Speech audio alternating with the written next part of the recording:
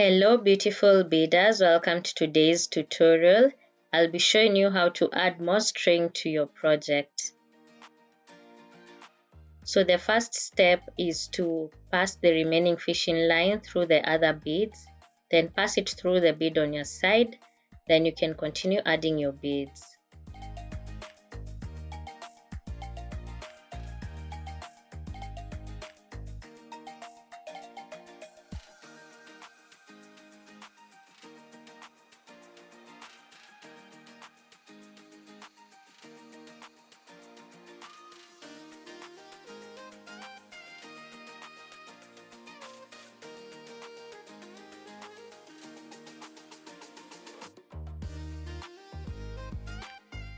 So the second option is to go one step backward and pass the fishing line through the other beads until you come out through the bead on the side. I recommend this second option because it makes your bracelet more firm and also ties together the first and second part of the bracelet.